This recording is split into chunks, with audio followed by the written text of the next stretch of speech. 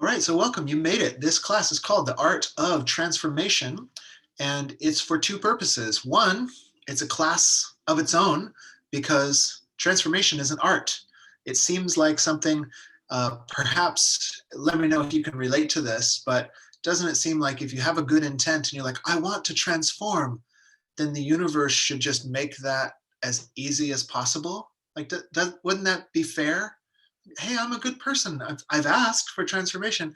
But in fact, it seems that transformation actually takes skill. Like there are best practices that most of us never got taught, actually. Like my, okay, so my first best case scenario would be like, that's part of our instinct and the universe just works properly. We're like, oh, great universe, I'm ready to transform. And it's like, well, my child, this will be easy. Okay, but lacking that would have been cool if we would have got that in kindergarten or something, right? Like, oh, well, kids, here's how you grow and mature yourself. We're going to hold your hand for a while, but one day it'll be your own job to mature yourself. And then they would have given us a review course in junior high school or something.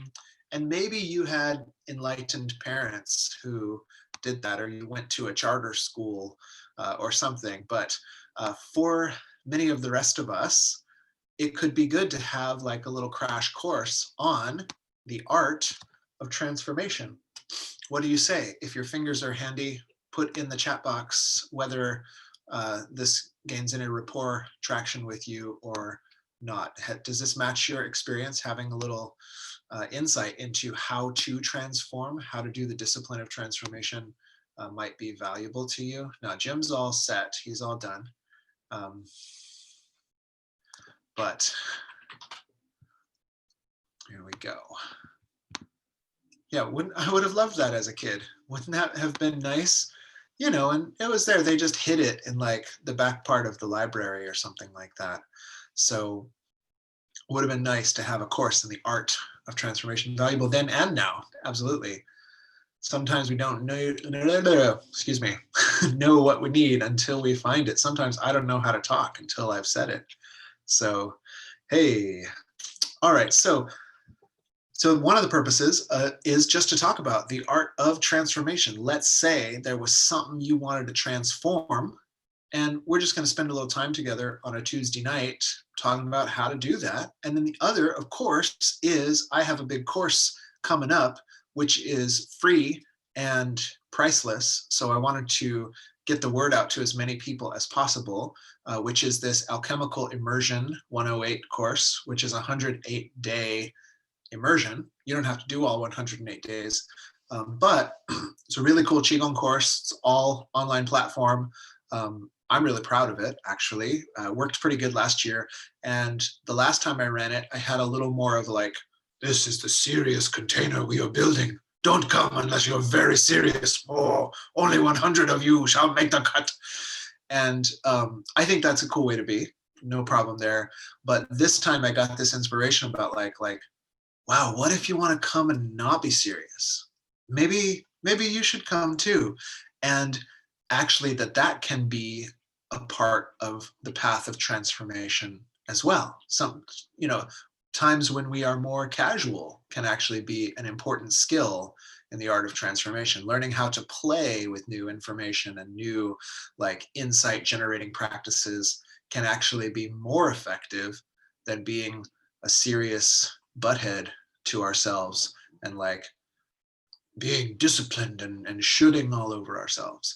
So so I wanted to tell people some of the logistics of that course and just have a little, time on the art of transformation itself tonight. Does that sound good to yous? If so, yes, good. All right.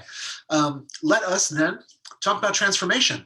So I wonder if you, oh wait, what was the question I was going to ask? It was a good one. Hold on, let me read. I'm going without notes so I can be like spontaneous flow, but that means I have to remember what the heck, the epic thing 15 minutes ago, I was like, oh, say that. No, I did write it down. So in the spirit of play, oh, it was, all right. We're going to talk about going to the next level. And if you got my recent newsletter, then that's what it was. That was the topic, how to get to the next level. In that, I tell a little story about how I went to a training with a lama, and he says, okay, I'm going to tell you the most advanced practice. And everybody's like, huh? The most advanced practice? Tell us now, Holy One. And he says, okay, the most advanced practice is the one you can do, and which takes you to the very next level from where you are. And it was kind of like, oh, I thought it was going to be 18 billion Padmasambhava mantras, or, stand on your head, but wiggle your left pinky toe like they did in Paul Atreides, or teach me the Bene Gesserit tradition, or something like that. No, it's the one you can do, and it takes you right to the next level. And in Buddhism, they have a word for this, which is actually, you may have heard of if you're a Buddha nerd at all. It's the word paramita, paramita. And this is in the Bodhisattva training. This is what they usually translate as the perfections, paramita, the perfections. But in the Tibetan tradition, this word is translated as parul tu jinpa, which means to go across, or like to get to the other shore. So these are the 6 things that get you to the other shore. And one way that my Lama taught was that what this means is anything that gets you, and let's say for now, we're talking about unfolding from states of relative closure to states of greater and greater openness. That might be one way to think about it. And so if I'm this closed, the most advanced practice is not the one that gets you to this open, because you can't get there from here. The most advanced practice is the one that gets me to this open. That's a paramita. This is the other shore. It has to get me somehow to here. And one of the cool things is, like, you'll know if you try a transformative practice. So we're talking about qigong, we're talking about like subtle body, mythic landscape of your inner being type stuff, but even going to therapy or different workouts, these are all transformational practices. Have you ever tried a therapeutic intervention or a workout that was meant to take you not to your next level, but to like somebody 3 years deeper on the path's next level? I tried that on leg day 2 weeks ago. I had to take an extra week to recover before I'm allowed to do another leg day, because I had good intent. I didn't know I was doing a practice that was way too advanced for me. I thought my hamstrings could handle it. They could not. So similarly, like you might try, I don't know, like I don't like it very much, but one of the evidence-based cognitive behavioral therapy interventions, right, is still actually a version of exposure therapy, right? Oh, I'm afraid of heights. Well, go on this baby roller coaster. Oh, well, you got a little higher than normal, huh? Yeah, I did. You're still alive, aren't you? I am still alive. Oh, that's great. That's a Parul tu Chinpa. That got you to the next level. But you wouldn't go straight to the Eiffel Tower, right? Because what you might do then, like the Eiffel Tower is 3 or 8 levels away from you. And what it actually does is, instead of taking you from closure to openness, when we try to go too fast, we'll reactively close again, like harder than we did before. So the practice that takes you to your next level is actually more advanced than a more advanced practice. Really kind of cool. And I think when we know this, like, I don't know about you, but I've known a lot of transformation-minded folk, and many of us like want to do it as fast as possible, right? Like, and in this Buddhist tradition, the bodhisattva intent is like, well, I want to help as quickly as possible. Like, people are suffering. I want myself optimized. I want the skills to help others optimize themselves. How can I get this done? And sometimes we'll downplay humble, meager practices that would get us to the next level in favor of glamorous, difficult austerities that are actually ultimately not going to progress us as quickly. So there's a kind of a medicine in that. If you want to go as fast as possible, you might want to be as humble as possible. Like it's not just, I used to get annoyed at some of my Zen masters that were just like, look, just drop your expectations, slow down, and don't try to achieve anything. And I was like, bro, people are suffering. You're telling me not to achieve anything? Are you kidding me right now? But the paradox may be that the more we slow down and the less we get this like egoic striving after achieving, the faster our progress goes, because then we get this sequential unfolding. So practice that you can do, right? It can't be something that like costs $5,000 in herbs for you to start on day one, unless you have an extra $5,000 herb fund hanging around, but like we need something that's like, oh, start with a 10-minute inner smile meditation, which is the first practice in this course, actually. And almost everyone I know can do that. Like, even if they don't feel, even if they're incapable of feeling happy, almost everyone I know can physically lift the corners of their mouth and crinkle their eyes. And this actually starts to change your neurology, changes your endocrine system. It's hacking your mirror neurons, which are trying to tell you how other people feel, but they also listen to your own face and tell you how you feel based on what your face is doing. So that's a practice that one can do. And if you were saying like, well, I want to be happier for 10 minutes of the day, well, then that's going to get you right to your next level. You'll be practicing the discipline of happiness for 10 minutes a day. So this is the most advanced practice. Now, the thing I wanted to remember to ask was, do you have a next level in mind? In your personal journey of unfoldment and maturation, what is your next level? Is there something you think like, and it's great to do this like New Year's time, winter solstice time, because there's a cultural momentum of that. But if you're willing, if you're interested in sharing this interpersonal style, put in the chat box, what's a next level that you're cultivating? Well, you got one already, joy. And while those roll in, I'm going to switch over and look at this Facebook stream that I'm on and see if anybody's chatting over there. No, excellent, excellent, well.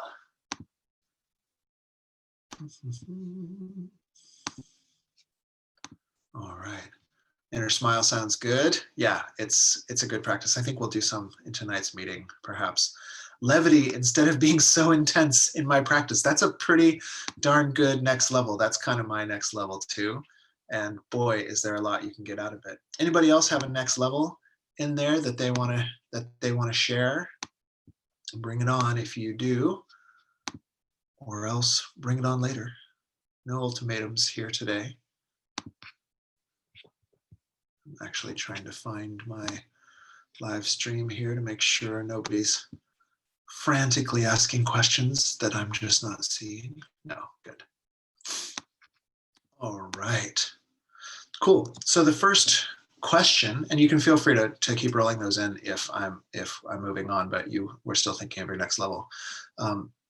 So the first question, if you want to engage in a transformational practice, is, what's my next level, right? So, and that can be in any aspect of your life, right? Is it your business life? Well, the qigong immersion may not directly apply to your business life unless you want to become a qigong instructor as part of your supplemental income stream. Then it could really help. But what about in your emotional life, right? Like, we'll be doing emotional alchemy stuff to really like just spend 15 minutes a day getting in touch with what you're feeling. Like, if you had a next level, if your next level was to be more empathetic toward others, is that anybody but me? A commitment to empathy first, right? That would be really nice to like, oh, I'd like to start with empathy. Well, the cool, like qigong practices are great because they're self-empathy a lot of the time. And so you start with empathy. Here we get in a habit of it. So if you know that that's your next level, oh, in my emotional life, I want to prime myself to come from empathy first. Then we can start to think, well, what's a practice that I can do to get me to my next level? Another place that you might be cultivating, like when I ran this training last year, the idea was for people who wanted to be doing a daily practice or wanted to be doing four times practice a week or something like that, and just could not do that on their own, right? They needed a team, a whole team to go like, hey, we're doing 4 times a week. Did you do yours? Well, we got you back anyway. All right. So if you have goals like that, does anybody have goals like that? Practice goals, personal, formal practice goals, right? You know, I need 2 more days of Zen meditation that week. Well, how many are you doing now? Well, if I added 2 more, that would be 2 days of Zen meditation per week, whatever it is, right? We want to think about like, okay, here's the level where I am now. Right now, I do qigong once a month. Okay, cool. Then what's your approachable next level? Does it look reasonable for you to do 3 days a week? Does it look reasonable for you to do 1 day a week? Or is your once a month consistent yet? Or would it even be powerful to just be like, I'm going to really do 1 day per month? So this is our first contemplation. What can I do? Because there's also a thing of, if you know what your next level is and you can't do it yet, right, then this is not going to be the most advanced practice for you. This is a practice that's actually off limits. So do you have the time in your schedule? Maybe you're saying, oh, I want to be doing 20 minutes of qigong per day, right? Do you have the time in your schedule to do that? Or if you tried to put in 20 minutes every day, would that add more stress to your life? This is a really important question. So can you do it?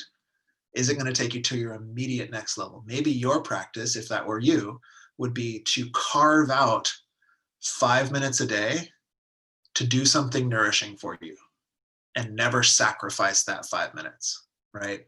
That might be extremely transformational for someone. So are we starting to get an idea of this first principle? How to find the most, this is so cool. I learned it from a real legit Lama. And it's one of these mystical mountain pass teachings, how to find the most advanced practice. And it's like, it seems a little mundane, but I think as we work with it, it's like, wait a minute, that's actually a super secret teaching. Like, I know people out there, they're trying all these mantras and stuff and like just getting stressed out. And then other people who like, they never try to advance. And like, this is that middle path where you can practically advance yourself to your next level of unfoldment. So really quite cool. Well, let's do more interaction if you don't mind, just chat box wise for the moment, which is, do you have a formal practice goal? So thinking in terms of like, what's my next level?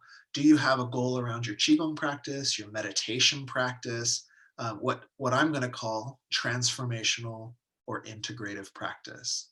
Do you have a goal about that? Are you up leveling in some way? I know Cassandra said about the style of practice for it to have levity instead of gravity. Well, maybe you can have gravity but rather than intensity. So daily meditation practice, yeah. So, and Eli, how much do you meditate currently? I'm curious. If you want to share, if you don't want to share, that's fine. But it helps me with this contemplation a little bit. What else? Formal practice goals. Does anybody have those?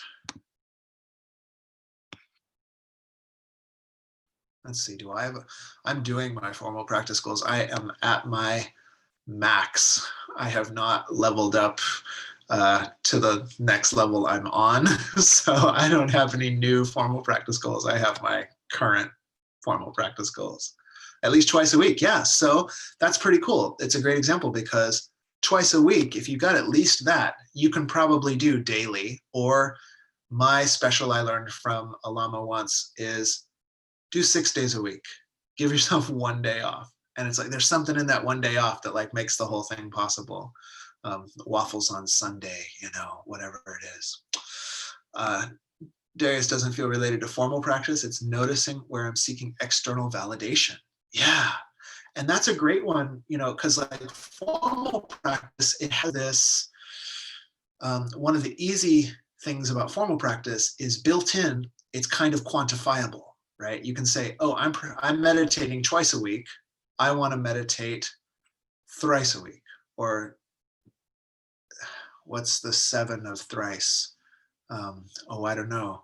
Septice a week. Anyway, I want to meditate 6 days a week. When you're seeking external validation, how do we quantify that? Right? And that's that hard thing. What's that slogan, right? Anything that can be measured can be improved. So this is actually a great application of this most advanced practice principle that, like, well, how do you know how can you know what the next level is? Maybe one of the life hacks here would be to find a way to quantify what level you're on, right? Like, how much are you doing that? And sometimes, maybe you could do just a contemplation, like, how many times a week am I seeking external gratification? Or in what percentage of my relationships, how many of my relationships are based on being validated by others or something like that? And then you might think, like, okay, well, if, I don't know, let's say, like, because a certain amount of validation from outside is healthy, right? That's like healthy ego formation, I imagine. Not being a Rogerian therapist, I can't tell you for sure, but maybe Jim will tell us. I don't know. We have a therapist. I don't remember if he's Rogerian, but a little bit, yeah. So maybe let's go like, okay, well, currently 60% of my relationships are all about external validation. That's not my psychic reading for you. I'm just pulling numbers out of the air.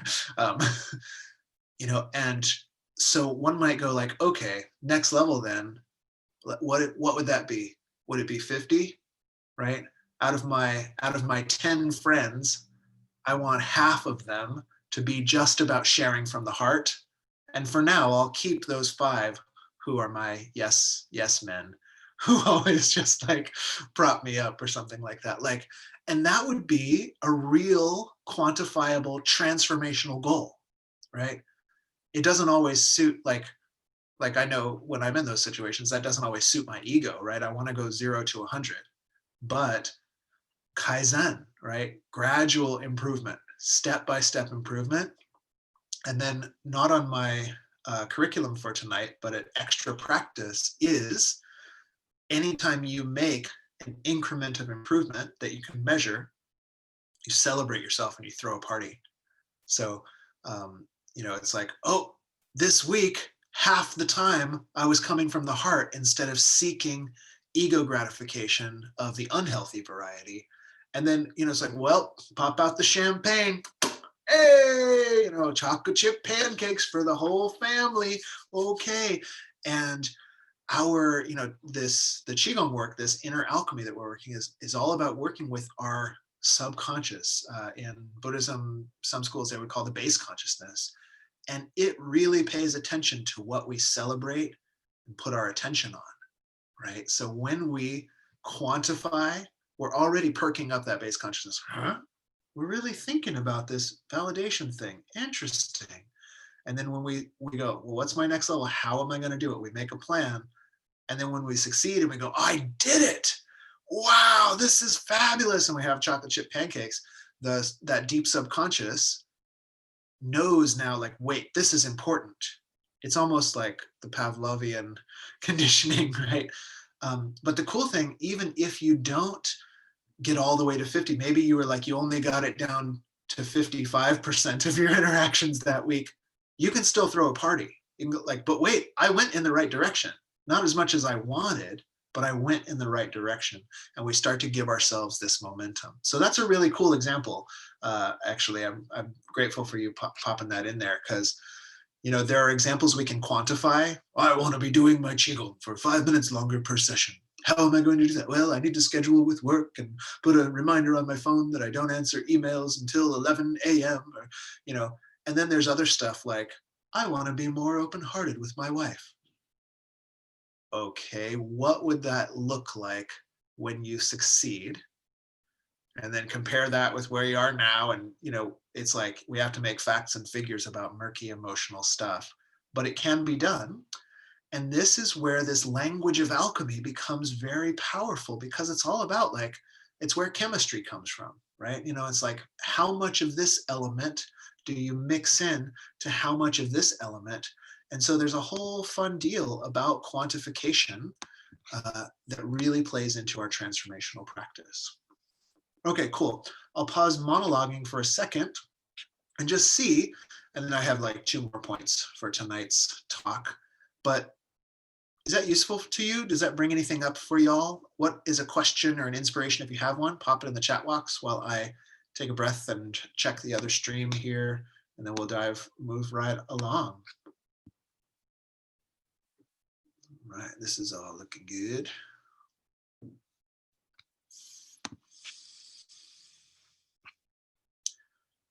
Celebrating incremental improvement. Is anybody into it? I'm into it. Elizabeth is like a vast play of shadows here. This is pretty wild. Oh, there you are. Oh, she's got a background, but moving around. All right, cool. Ready to move on?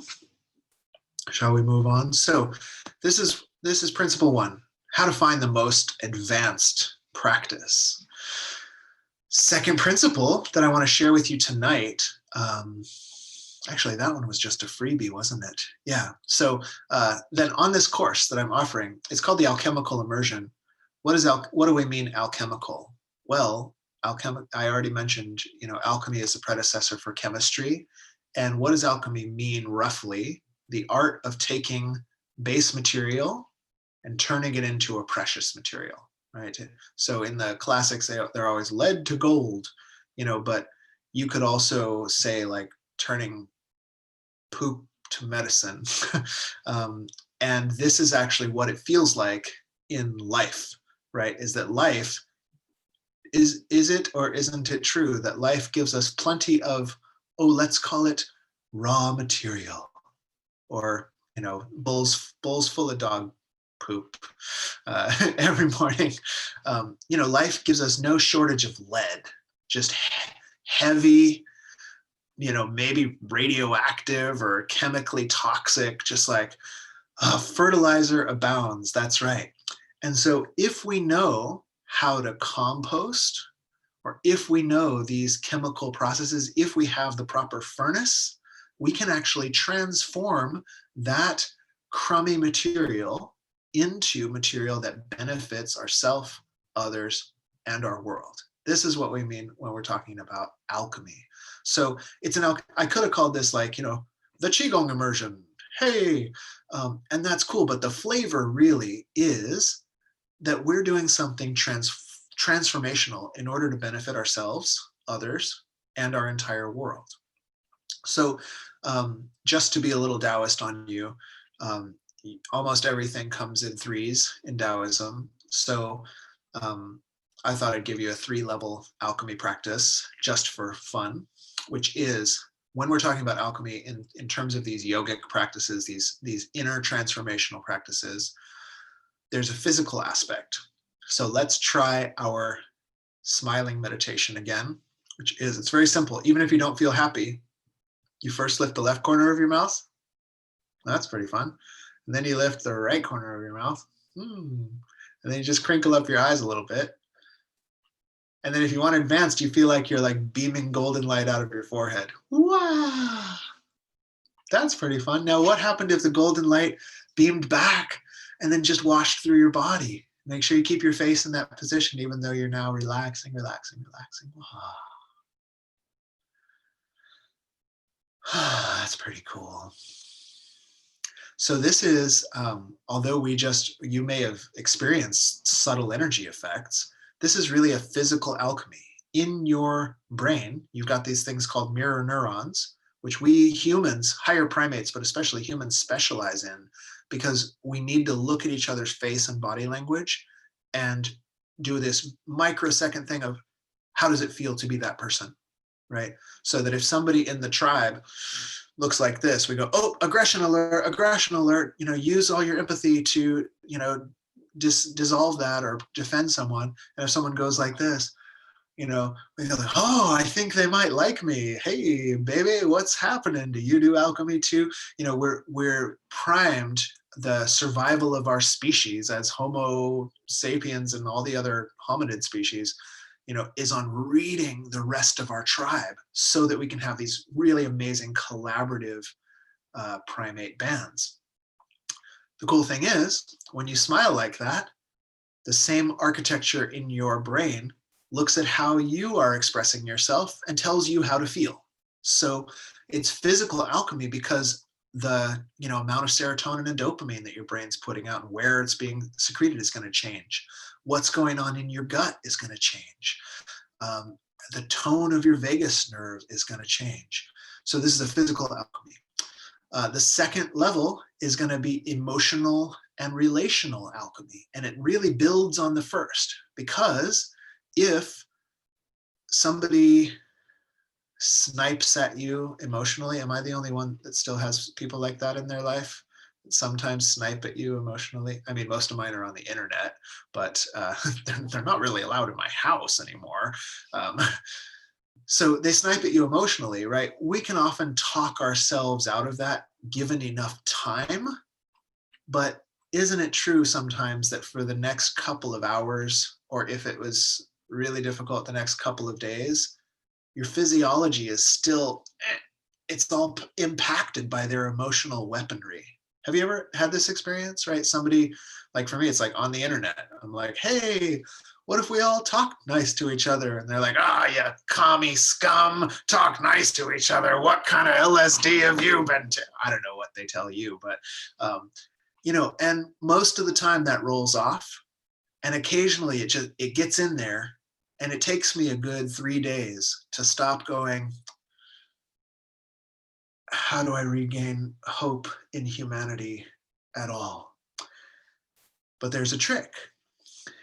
If you can do this fun breathing technique I've been really into lately, which is called the 4-8 breathing, which is you inhale for a 4 count, you exhale twice as long,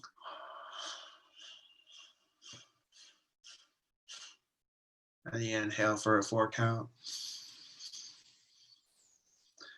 and you exhale twice as long.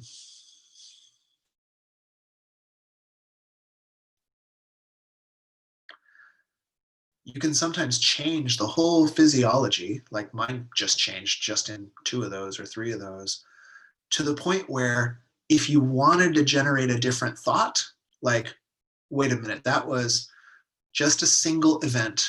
I have plenty of interactions with humans that are positive, welcoming, mutual, and empathetic. I need to actually change my physiology.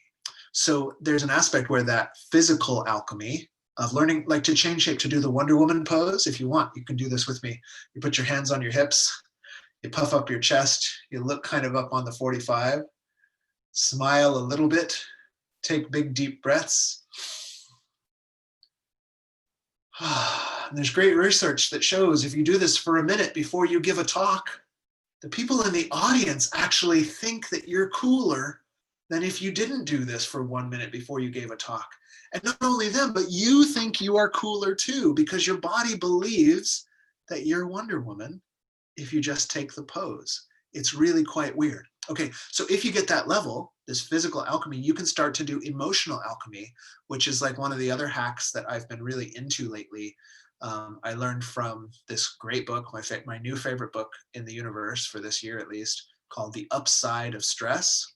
Wow, what a great book for 2020, I think. Should be the book of the year for this year, even though it was published a while ago. And this is Kelly McGonigal, a Stanford researcher and teacher, who cites research that you can turn a threat response into a challenge response in your body, right? Threat response, cortisol spits out, starts to shrink your brain, give you tunnel vision, give you, heart rate stuff. You can turn that into a challenge response where you just feel optimized simply by telling yourself that the reason you're having a stress response is to optimize you. It's super weird. Like, so you change your language, and the emotions that a minute ago you were going like, oh God, what is this feeling? You go, oh, this is the feeling of being optimized. And all of a sudden it starts to have that effect on your physiology. Your body actually, one of the chemical cascades as your body starts to spit out more DHEA, which undoes tunnel vision and actually makes your brain more plastic so you can learn from whatever experience is coming. It's like, it's super weird. The one I did 2 days ago, I actually had an experience of shame. And, if you're so enlightened that you don't have shame experiences anymore, then, just commiserate and have empathy for me while I share this with you. But I imagine some of us occasionally will run into this. So, it's a bummer, like, because there's physical cascade. It's not just your mind going like, well, am I bad? Did I really screw up this round? The whole body gets dejected. And one of the other reframes, that's a stress response in your body. We primates are made to have shame, so it actually helps us change our behavior if we're acting in ways that aren't supportive of the rest of the band. That gets toxic really quick, but that's what it's supposed to be for. That's the adaptive part of it.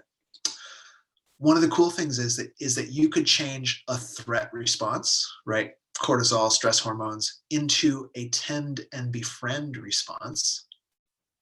Very similarly, by just thinking, oh, this stress is optimizing me to take better care of others. And then what happens is cortisol, the adrenaline keeps going, but your body starts spitting out oxytocin, which is the cuddle hormone. And so you can imagine, like, have you ever been, dare I say, I can't think of a better word. Have you ever been aroused, like stimulated, right? Nervous system turned on, and also cuddly? Have you ever had these two together? Like, let's go on the roller coaster. Yeah. Right? Let's go to the dog park. Wow. Cortisol and oxytocin happening at the same time, right?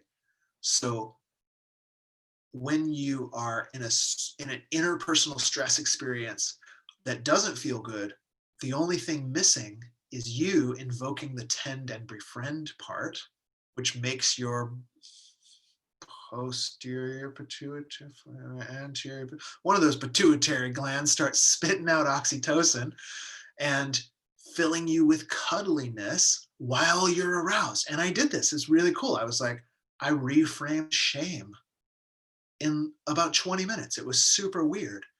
And so the trick is, what I was doing wrong, quote unquote wrong, was all those feelings were on me. And I was going, oh God, I shouldn't feel this way. This is not how I want to feel. And have you ever tried to push an emotion away? Like, how successful that is? I mean, if you're really successful, it will go away, but then like give you back pain in a couple of years or something like that. But it's not the most successful or comfortable. Alchemy is taking it, like in this example, it was taking that, all those feelings in my body and just going, oh, those feelings aren't there to kill me. Those feelings are to help me become more loving. And the minute I changed the lens, it was like adding another alchemical agent. The lead started to turn into a medicine. All of that available energy started to go toward like, well, how do I want to grow my heart? How do I want to help protect people from, this situation in the future? And it became a really interesting, different experience. So part of our alchemical work is emotional alchemy, learning to take the textures of the different emotional energies and find, like, do we have leverage there? What alchemical agents need to be added to make these healing instead of just destructive? Okay, and then the last one, just for fun, because in Taoism it's always in threes. So we had a body, we had an emotional, which is also relational. And then there's all life alchemy, which is where you learn to do it in this thing, you learn to do it with your relationships, and then we can start to feel like our alchemical process makes us an alchemical agent that starts to transmute the world around us. And this is really cool. This is a big part of like the path of a qigong teacher, is that you're trying to be an alchemical elixir that when you add it to people's experience, when you add this qigong, when you add mindful presence or compassion, it actually transmutes that experience. That was a missing little philosopher's stone. All right, last thing to talk about. Thanks for your attention. I hope this is useful. I just started cataloging like, what's the coolest stuff I know? about the art of transformation. So here you go. The last one is the difference between transformational practice, quote unquote transformation, and integration. Transformation and integration. So have any of you been or known a good hippie or new age psychonaut who did more transformation than integration? Have you ever tried that game? Oh, we're really transforming now. Well, are you taking time to journal? No, dude, no time to journal. I'm transforming so hard right now. Give me another bulletproof coffee, or whatever drugs you use to be able to sustain that process. So there's a difference between transformation and integration. In the worldview I want to share with you today, we need both. And often I tend to call this finding the gas pedal and the brake. So in your meditation practice, let's say, the goal to meditate every day during the week. Sometimes you'll start meditating every day during the week and the transformation will ramp up so fast that you can't integrate everything that you're transforming. It actually brings us back to that first principle that your next level might be just meditating 5 days a week instead of 7. Because what we need to be able to keep the transformation and the integration kind of, it's like a moderate little toggle back and forth. We kind of pendulate between transformation and integration, transformation and integration. We'll do, in the qigong, we'll build energy is the worldview of this qigong. We do these exercises and you can feel it, your energy level goes up, your enthusiasm goes up. And then at a certain point, the energy in your body gets so full, they say, this is maybe metaphorical or accurate in a way that we don't know how to measure yet. The energy reaches a certain level that you can't fill up anymore unless you get rid of the old gunk that's in the way. And then what will often happen is then you'll start going through emotional challenges, like all of this stuff that you thought you had put behind you, instead of giving you back pain, now it's coming out because of your qigong. And so that's a point where we would shift from building the fire of transformation to cooling off and, I just shifted metaphors. I'm like tempering the blade, but cooling off and allowing the integration process to happen. And then after a while, you integrate, and then your mind will start to go. You'll know it's time for more transformation because your mind will do that question I asked you, what's your next level, right? You'll feel like you're stagnant, or you'll feel like you're in a rut, or like you're seeing the same relationships over and over, or the same problems with your closest people, or the same, the weird ceiling you're hitting at work or in your, personal best in the gym, or, and you go, okay, well, how am I going to transform? And then you kick it into high gear. And so we want to be toggling these two back and forth, constantly trying to transform. Yeah, but we sometimes lack the abilities to actually sit in those stages. A great book y'all might like, if you haven't read it yet, is a book called Mastery by George Leonard, who's a Aikido master, big in the human potentials movement back in the early Esalen days. And this is where I was introduced to that idea, like years and years ago, is like, the idea of like, we have peak experiences and then we have plateaus. And a lot of us are trained to note peak experiences, but to have no appreciation for the plateau. And if we can get into that, that's where, these words for me, transformation and integration, are actually, I'm trying to replace what I'm sometimes have called spiritual practice. Sometimes nowadays I say yogic practice or something. And for a while I've been into saying transformational practice, but I've been noticing in myself, like, oh yeah, transformational, but you miss out on this whole rich part of the digestive, the assimilative, the calmly abiding aspect. And then there are moments of insight, and then you abide in the new insight. So if you have these, also very Taoist, you've got both your yin and your yang, your gas pedal and your brake. And I guess qi in the middle would be your clutch. So you need one of those two, probably. Okay, so these are the main topics, the main topics. So just a little bit on this upcoming immersion, and then we'll take any questions if you have them, and we'll finish up for the evening. So the immersion, why the immersion, the little tagline in my advertisements for this has been, an alchemical crucible or a qigong crucible. And the idea of this in alchemy is basically it's like my Instapot, right? What used to take me all day in the crock pot, in my Instapot only takes 40 minutes. So this was the idea of the ancient yogic inner technologists who really, they had, the ones where it worked, they had this altruistic intent. I want myself and others and my whole world to thrive. We're all trying to grow and unfold. Let's really take part in that. That's where human happiness comes from. And so they said, all right, but I'm pretty closed right now. Is there a way that I could optimize? They were like the first biohackers, basically. Is there a way I could get instead, all right, Lord Buddha, you said if I take 84,000 years, I can open, but is there a way I might do it in like 5 years? What about that?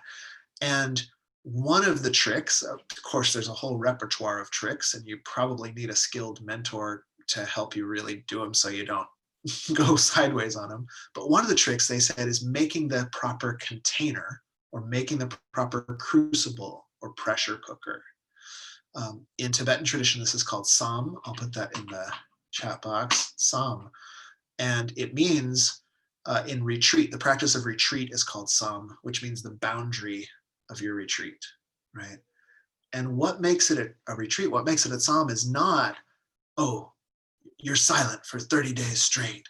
You could have a Sam that's 1 day of silence, but not on your tea breaks, right? What makes it a Sam is sticking to that, So whether it's 30 days of silence, maybe that's your next level, right? You can do it. It takes you to your very next level. You're like, okay, 30 days of silence. The only way that works is if you actually keep your commitment. That's what makes it an Instapot. So the reason I'm promoting this upcoming immersion as far and wide as possible, and not saying like, well, you got to do 4 days. You got to do your qigong in the morning, or you got to do your qigong in the evening. I actually want people who like, okay, maybe you don't want to really practice at all, but you want to come and learn it. You want to take the theory videos only. If you can commit to that, like I'm going to watch every one of those theory videos. There's 3, 6, there's like 12 of them in total. They last about a half hour each or something like that. That itself would be a Sam. And as you know, has anyone ever experienced this where you decide to make a change in your life, hopefully a modest one, and you decide even a modest change and you commit to it, and then all of a sudden, all the things that would resist or pull you away from making that change, have you noticed how they just seem to spring out of the woodwork? Have you ever tried this, right? Like, oh, my last few relationships were so drama. I'm going to take 3 months of celibacy. And just babes, just like emerge from the foliage. Like, oh, wow, you're so cute. I never told you I had a crush on you for the last 3 years. Wow. And you're like, oh, gee. Oh. And it's like God hates you. No, it's like the universe wants to help you make a pressure cooker. It's not that God hates you. It's that the universe wants to help you make a pressure cooker. And so if we choose only our next level, then the pressure cooker is not going to cook us so hard that we can't manage it, that we can't integrate it. But just whatever it is. So if you take the course and you want to practice 1 day a week and you go, that's it, but I'm doing it. It makes it so that that's a fire of transformation. Is that if it's on your next level and you get to it, that's enough fire. And, not everybody's going to benefit from 4 days a week. Some people, like, that becomes an obligation. Obligation becomes a stressor. And, that my little trick of this stress is optimizing me, like, it doesn't work if you're inflicting harm on yourself. That's not the kind of stressor you can use that mantra on. So it's actually finding out, like, what kind of commitment can I make to myself? Can you make a commitment to greater relaxation? to greater play. But the paradox is we're committing to it. I commit to opening and relaxing. I'm disciplined. It's not just I'm so open that I don't have to commit to it. You know, we're holding this strange paradox. So this is this alchemical immersion. It starts January 1st officially. You get access to like just the first little page, and then on the 2nd, the practice videos for the first week drop on January 2nd. And the idea, there will be one little webinar a month. I haven't decided on the day of the week for that, but I think it might be a Sunday afternoon, like a late-ish afternoon on a Sunday. And there's in the site, there's a little chat question thread, and the videos are already uploaded. So you just get on there, you watch them, they're downloadable. So if you want to take your phone and practice in the woods, you can download the thing onto your phone, go where there's no Wi-Fi, do that week's qigong. It's really quite, and because it's meant, I mean, the quality is not always that great. I didn't know about lighting last year as much as I know now, and I still don't have all the lights that I would have if I wanted to make you the best qigong videos in the world, but it's everything. The intention was it's everything you need to take you, probably, unless you're a qigong master, from wherever you are right now to wherever the next level is, in a way that's both transformative and integrative. And to do it in community, to do it with, you get to ask me questions once a month if you want to, or you get to watch the archive of that webinar. You get to ask questions in the chat box. So it's really kind of cool. The internet age, we get to learn things that, like, it used to take a real long time to learn, because like maybe you get one day a week with the teacher, they teach you all the stuff, no questions are allowed, and then you don't have a video for it. So it takes like 3 months of that just to learn the forms. With this, you got the form on the video. I actually love reading comment threads and typing answers to questions, and so it's really quite cool that in this, and for me, it's all inspired by living in the age of obstacles. You know, it's like, okay, you know, people need some hermit skills. Let's teach them qigong, and like, you know, what a better way to use this time. So that's the gift. That's the offering.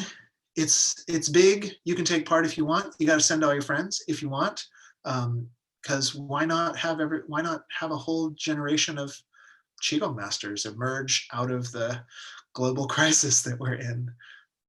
That's one best case scenario. So that's all I wanted to share with you tonight. But are there questions, insights about any of that, insights about logistics of that course, anything that I can share with you, specific stuff going on for you? I have like 5 minutes left. So anything you want, let me know now. You can pop in the chat box or raise your hand, and we got time for you. Excellent. Eli, are you coming to the next one? Didn't you do last year? Are you going to do it again? Yes. Awesome. Oh, and the last thing to mention is this is the preliminary to, if you want to become a qigong instructor, I do run a course, and this used to be part of that course. You used to have to pay me for it. And I said, well, let's do it as let's do it for free for everyone. But then if you want to be a qigong instructor, you have to do your 4 days a week and log that. And if you can make it through the 108, then you've built the foundation that you know, like, oh, this is going to be a good practice. This is going to be a good school. This is going to be a good teacher. And so it's kind of fun. You know, you don't have to do that, but this is that first step of like, I'd love to mentor people in alchemical qigong. See if this is the program for you. So that's pretty fun. Mikhail, it's good to see you. Yeah, thanks for being here. All right. Okay, well, I love all of this affirmation. It looks like no questions. Yeah, Darius. Boom, see you there. This is gonna be fun. Jason, see you there. Are you guys all registered? Did you find all that registry information and stuff? Cool.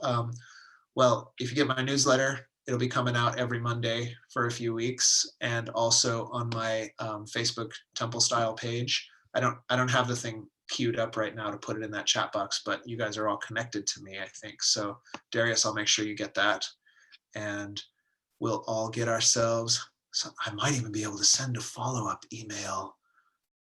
Either that or Kajabi's going to do it for me without my knowledge right after this ends. That might actually happen. I wasn't sure if I figured that thing out or not. Joseph, all right. Glad to have you here. Glad you'll be in class. This will be fun. Oh, the last thing.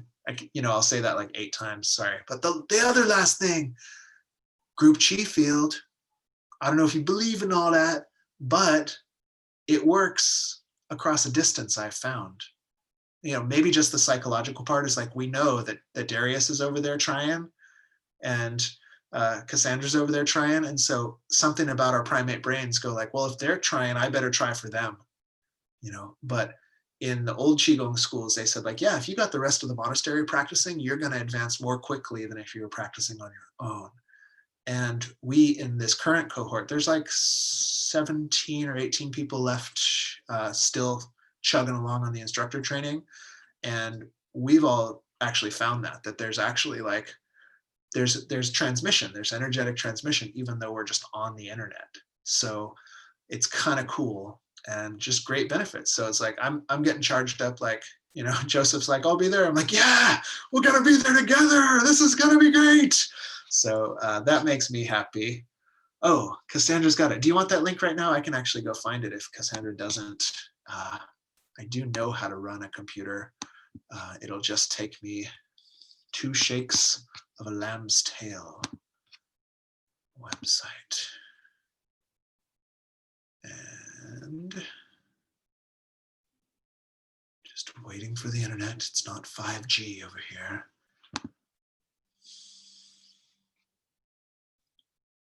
Okay, copy. These are these modern webinar skills where you have all of your links already loaded up. Ooh, did you get it, Jason? All right, cool. Let's see. There's that one, just in case it's different. So yeah, sign them up, super easy. You just, put your email in there and you are good to go. And then feel free to tell a friend.